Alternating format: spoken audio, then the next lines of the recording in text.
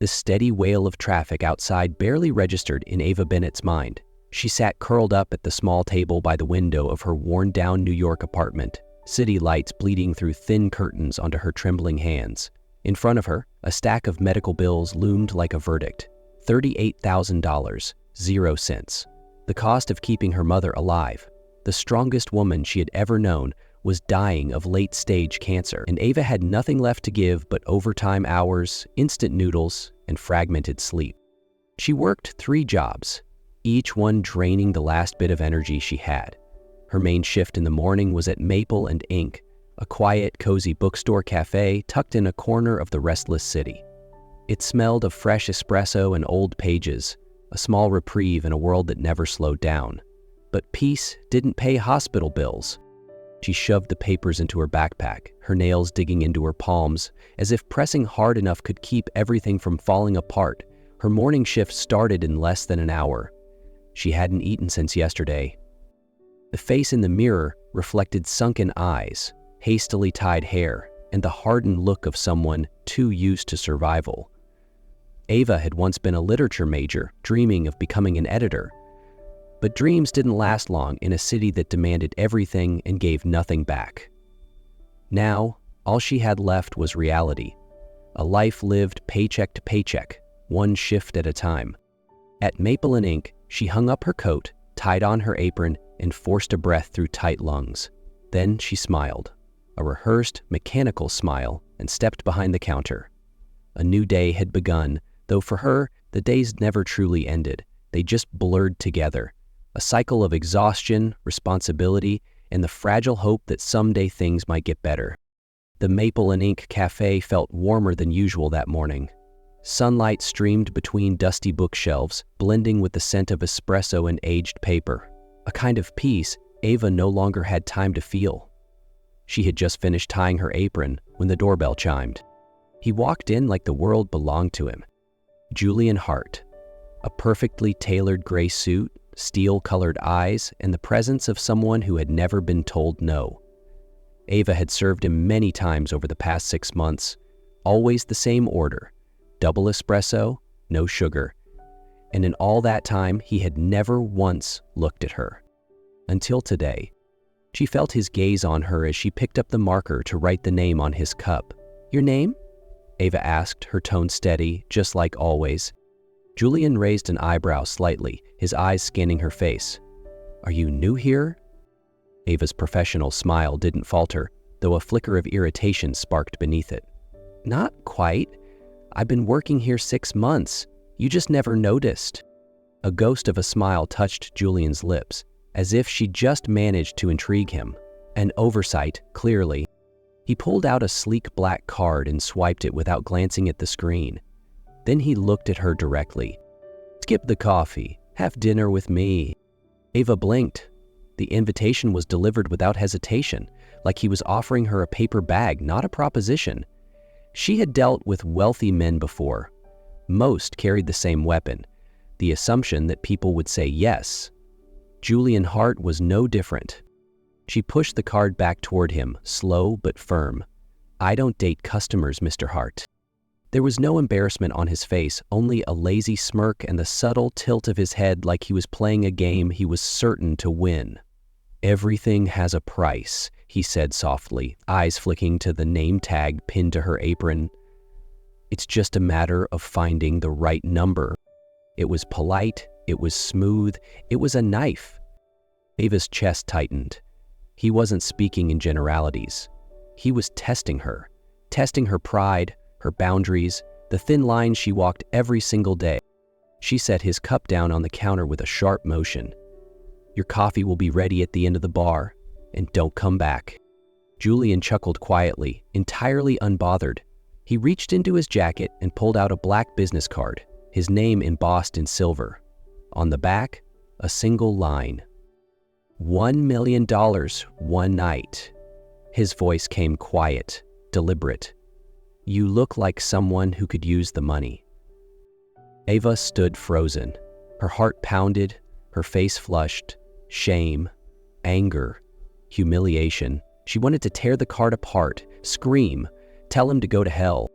But that number, $1 million lodged itself in her chest like a cruel whisper. She thought of the bills, her mother in that sterile hospital room, the hours she couldn't buy back, and the truth hit her like a punch.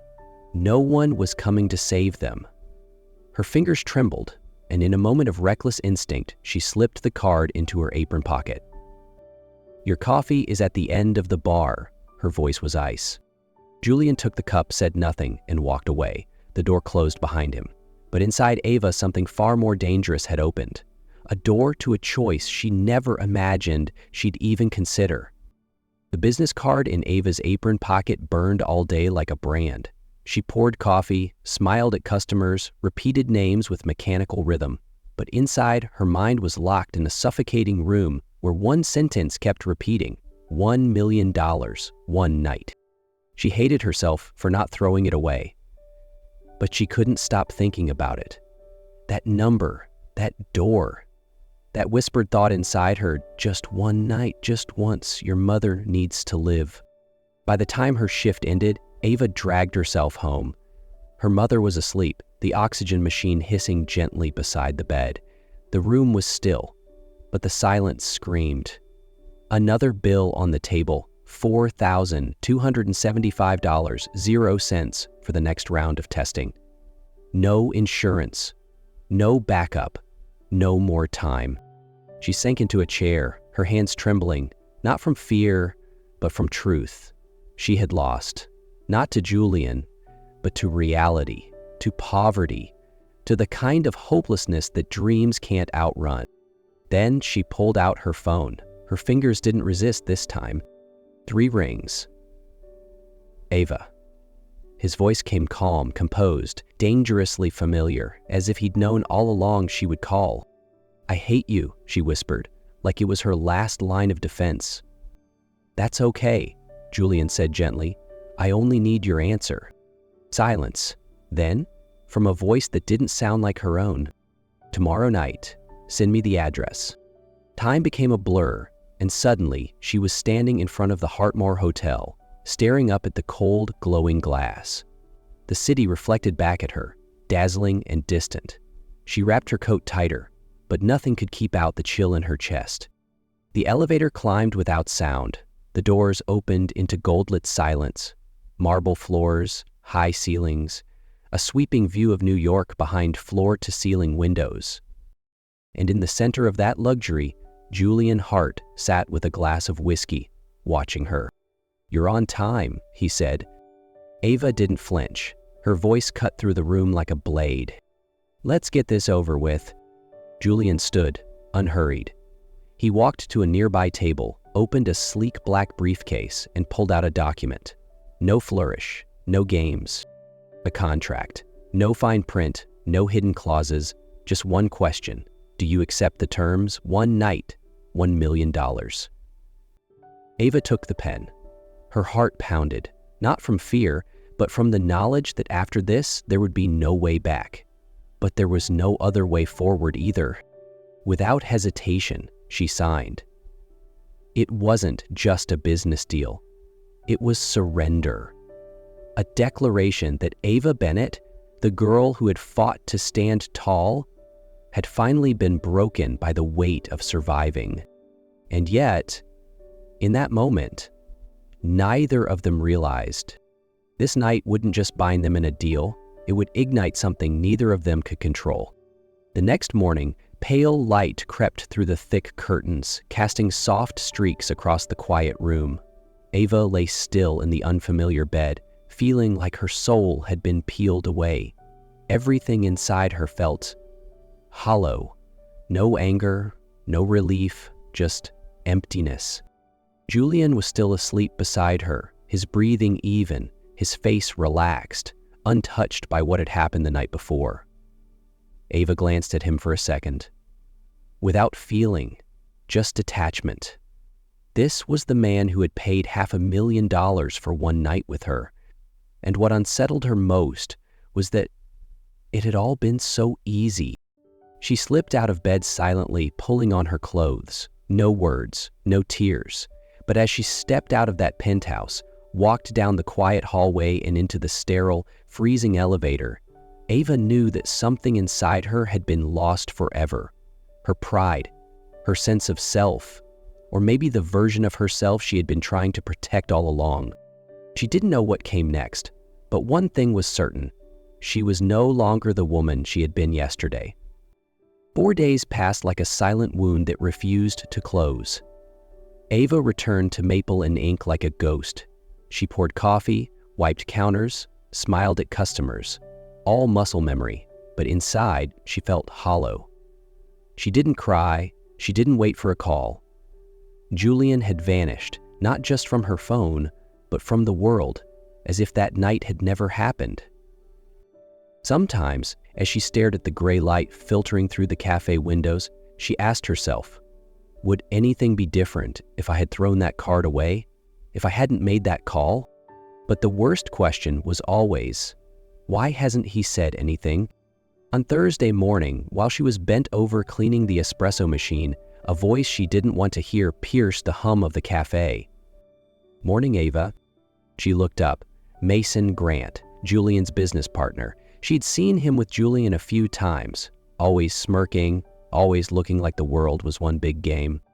"Thought we should talk about you and Julian," he said, leaning on the counter like it was a casual chat.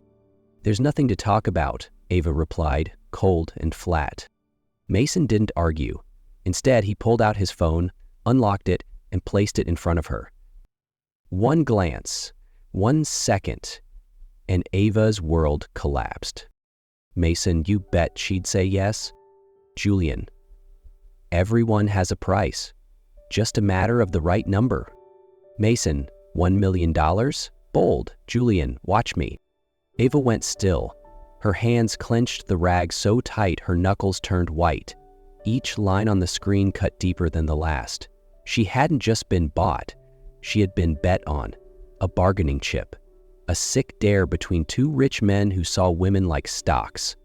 Things to win. She didn't speak. She just grabbed the phone and walked out. The streets blurred around her. Cars, people, sounds. None of it touched her, only the rage, the shame, the slow-burning realization that she had been used. She burst into Julian's office like a storm. He looked up and froze. Ava threw the phone onto his desk. The messages lit up the screen. "Read it," she said, her voice trembling but razor-sharp. Julian stared. A pause. His jaw tightened.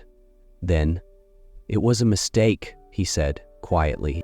Ava laughed, and it was the coldest sound in the world. "Mistake?" she echoed. "That's what you call betting $500,000 on whether I'm cheap enough to sleep with you?" Julian stood, trying to approach. "I didn't mean it like that." "No," she stepped back, hand up. "Don't lie. You knew what you were doing. You didn't just insult me. You ripped apart everything I had left. You made me a joke." Her voice cracked, tears burning behind her eyes. But she didn't let them fall. "Did you ever see me as a person, or just another number to prove you could afford anything?" His silence said it all. Ava reached into her coat. The check, still folded, still pristine. She threw it on the desk like filth. "Take your money," she said, voice breaking, "and get the hell out of my life." She turned and walked out. The door closed behind her, but her heart stayed open, bleeding. Behind her, Julian stood still, staring at the check. It wasn't just paper anymore. It was everything he'd misunderstood about her, now thrown back in his face. And for the first time in his life, Julian Hart didn't feel powerful. He felt small and utterly, painfully human.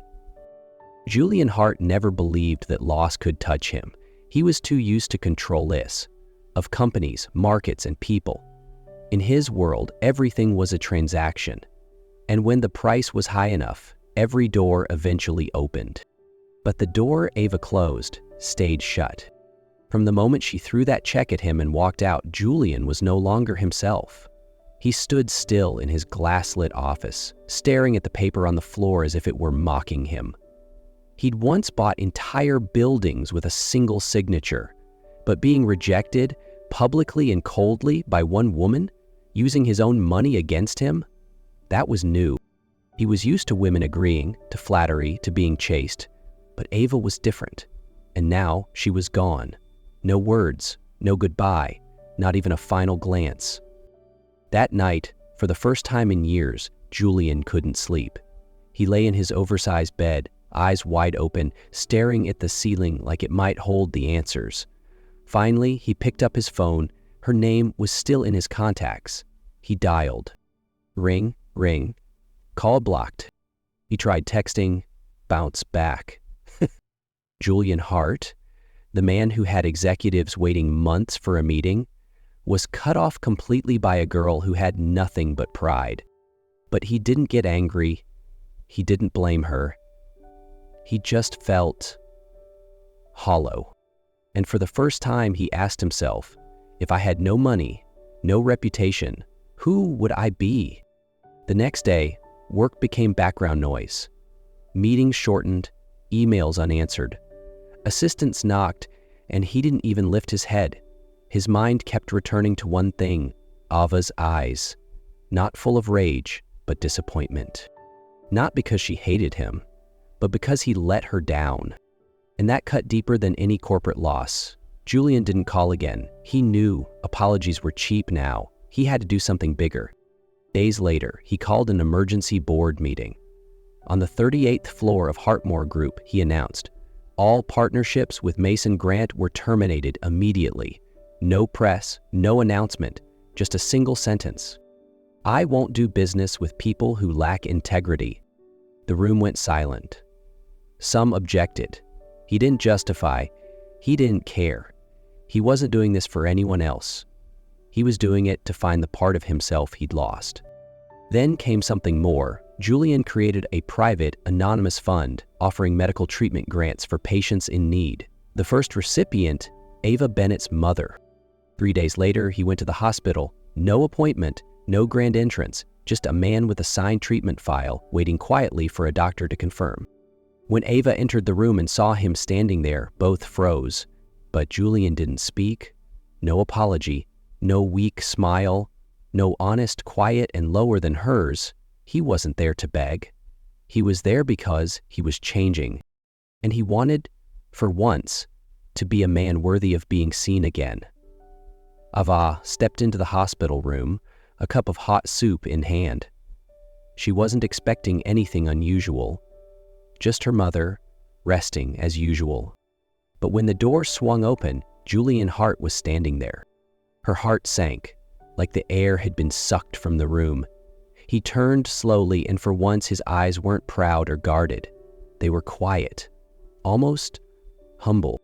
What are you doing here? Ava gripped the cup tighter, her voice sharper than the cold November wind outside.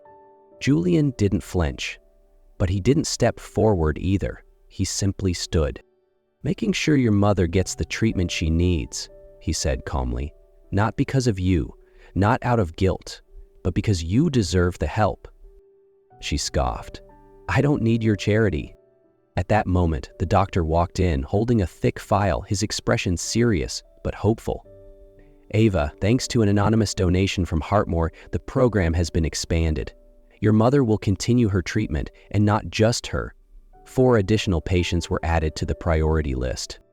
Ava turned back to Julian, eyes burning. You think doing a few good things makes me forget what you did? What you saw me as? Julian nodded. No defense. No excuses. No, he said softly. I didn't do it because you'd forgive me. I did it because, for the first time in my life, I wanted to do the right thing. Not to win you back, not to buy redemption, just not to keep being the man I was. Ava had no words. She looked at him, and for the first time there was no calculation, no ownership in his gaze. Just a man trying not to erase the past, but to rewrite who he would be tomorrow. And in that moment, she knew. He was no longer the Julian Hart from that night. 3 weeks had passed since Ava last saw Julian at the hospital.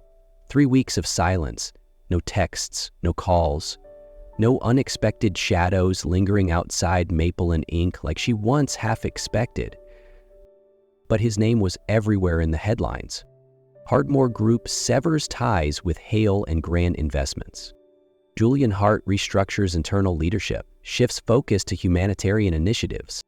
Ava didn't trust media spin. He was too good at controlling narratives. But deep down, she knew what happened at the hospital hadn't been for show.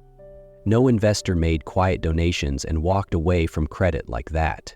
Especially not Julian Hart, whose name once appeared on every plaque, every press release.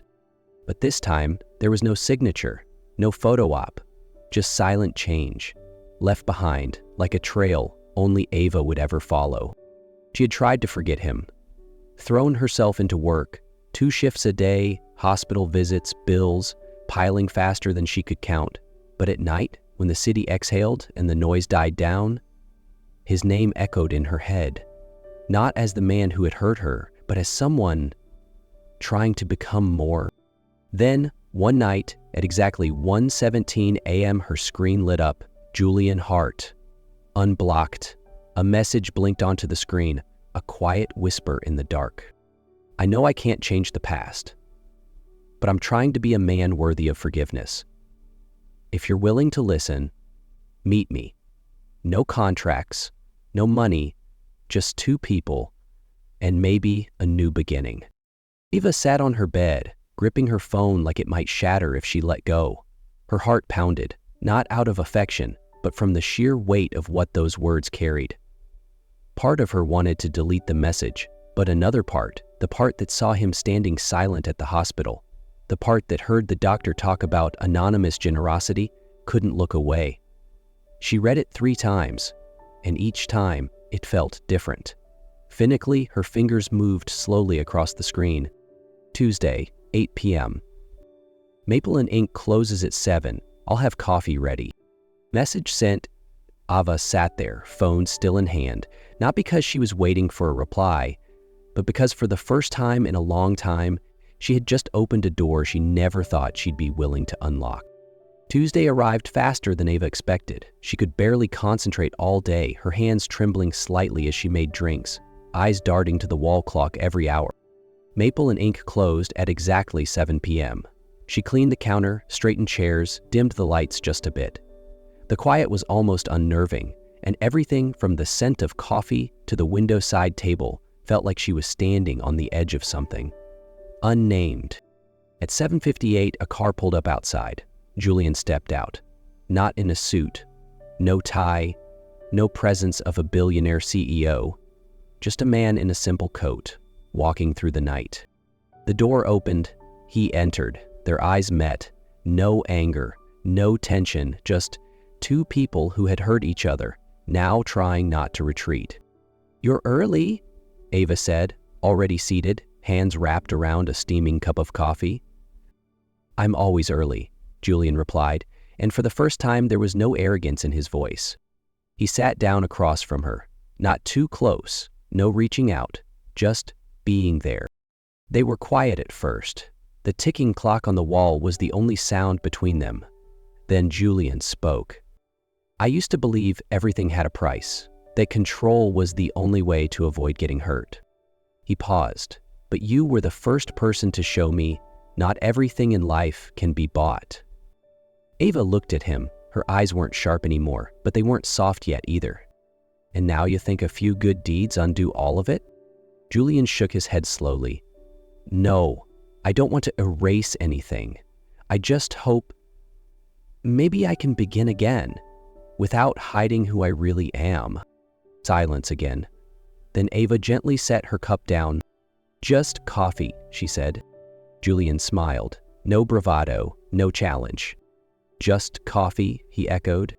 And in that moment, there was no transaction, no condition, just 2 people sitting across from each other in a quiet bookstore cafe, letting hope rise with the warmth of a New York evening. After that first quiet meeting, Julian didn't try to win Ava back. No texts, no flowers, no carefully worded apologies. He only did one thing. He showed up, consistently, respectfully, quietly. Each morning, when Ava opened Maple and Ink, a cup of coffee sat waiting on the doorstep. No name, no brand, but she knew. Beneath it, always a note. Some handwritten lines, sometimes neat, sometimes rushed. Told today, don't forget your coat. You're doing better than you think. I don't expect you to come back. I just don't want you to feel alone. Ava never responded, but she read them. Every word, every letter slipped through the cracks she'd sealed shut. In the evenings, when she locked up late, Julian would often be there, sitting in the corner with a book. Always the same kind. Quiet literature, no distractions. He never spoke unless she did. When she shut the lights, he'd rise, follow behind at a distance. Never beside her, never ahead, just close enough. Once, when she turned around, he was gone. But a note remained on the table. You can step back whenever you need to. I'll still be here, just far enough to catch you if you fall. Ava had once thought Julian Hart only knew how to take, to control. But for 3 weeks, he did nothing but wait and walk. Then came the rain. She had forgotten her umbrella. The downpour started just as she locked the cafe. She was about to run when she saw him, already standing beneath the awning across the street, holding an umbrella. He didn't wave, didn't call, just waited for her to notice. They stood in silence side by side, beneath the rhythm of falling rain. Ava shivered, not from cold, but from the familiar fear of trusting again. Julian didn't move. And in that quiet, unspoken moment, Ava reached out. She took his hand, not trembling, not unsure, just firm enough to say, I haven't forgiven, but I trust. Julian said nothing. He only closed his fingers gently around hers, just enough to let her know he wouldn't let go unless she asked him to. That night, they walked home beneath the rain. No hugs, no promises, no confessions, only a hand in a hand and 2 hearts finally learning to beat in the same rhythm again. That night, the rain fell like a soft lullaby, steady, quiet, never harsh. Ava and Julian walked together beneath a small umbrella. Her hand rested in his. Not tight, not loose, just enough to remind her she wasn't alone anymore. As they neared the hospital, Ava suddenly paused. Do you want to come up and see my mom? She asked, her voice careful, uncertain, as if she surprised herself by saying it. Julian nodded without hesitation. He didn't walk in with bravado, but neither did he shrink. He entered as a man ready to face the consequences, and the family of the woman he once hurt. The hospital room was quiet, clean. Ava's mother was reading, eyes lighting up as she saw her daughter, but when she spotted Julian walking in behind, her smile faltered. Good evening, ma'am, Julian said, voice low and respectful. She gave a curt nod. I know who you are. Julian didn't defend himself. I understand if you don't want me here, he said honestly. The woman looked at him, long and slow, before turning to Ava with that same quiet knowing only mothers carry. I also know the look in my daughter's eyes when she starts falling for someone, whether she wants to admit it or not. Ava looked away, her face flushing. Julian glanced at her, surprised but silent. Then her mother did something neither of them expected. She placed her book down, reached out, and took Julian's hand, placing it into Ava's. Her touch was soft, deliberate, a quiet acceptance. You hurt her, she said, not with anger but with calm clarity. I don't need apologies. I just want to know, what do you plan to do now? Julian didn't look at the woman. He looked at Ava. And with a quiet firmness, he said, I won't promise I'll always be perfect, but I promise not to leave, not to let her carry things alone, and I'll protect her with everything I have. Ava stared at him. No tears, but her lips trembled. Her heart ached, not from pain, but from the unfamiliar warmth of being truly chosen. For the first time, she wasn't someone to win back. She was someone to stand beside. And he was ready to stand after that night at the hospital. Ava no longer kept Julian at the edge of her life. He didn't rush in, and he didn't demand anything. He just showed up. In the small moments that matter most. They started with quiet mornings cleaning the cafe together, slow evenings with few words shared, and late-night visits to the hospital. Julian never reached first. He waited until Ava took his hand, and every time she did, it meant something more. One evening, after locking up maple and ink, Julian paused by the table where they'd first met. A single espresso sat on the table, exactly like before. Beside it, a small box and a folded note. Love doesn't begin with perfection. It begins when we accept the flaws and choose to stay anyway. Ava opened the box. Inside, a simple silver ring. Julian didn't kneel. He just stood there, eyes meeting hers, not with arrogance, but with the quiet truth of a man who had stayed every day without asking for anything in return. "Will you marry me?" he asked, softly, like asking, "Are you okay?" Ava laughed, a laugh that came from somewhere deep. She didn't answer with words. She just stepped forward and took his hand, like she always did when it mattered most. Their wedding was small, held in her mother's backyard. No stage, no spotlight. Just the people who had stayed when things were hard. Julian held her hand again and whispered, "I won't promise forever, but I promise that if you look for me tomorrow, I'll still be standing right here." Time didn't heal everything, but it softened the edges. 3 years passed. Quietly, gently, like a city learning how to exhale again. Morning light poured through the window of their bedroom. On the big messy bed, Julian lay asleep, hair tousled, blankets half kicked away, looking nothing like the polished man he used to be. "Daddy," a tiny voice sang out. Then another, "Wake up, it's sunny." 2 little girls, Ellie and Nora, had clambered onto the bed, all giggles and wild hair. One sat on his chest, the other tugged on his sleeve. Julian groaned playfully, voice husky with sleep. "My little monsters, just 5 more minutes?" "No!" they squealed in unison. Ava stood at the doorway, coffee in hand, watching her 3 loves, her eyes full, her smile soft. Julian pulled both girls into his arms, kissing their foreheads. Ellie chirped, "Daddy, I dreamt Mommy was a princess and you were a sandwich?" Julian laughed and looked at Ava. "Well, at least I'm something people want in the morning." As she watched Julian laugh with their daughters, Ava's mind wandered, just for a second, back to a different window.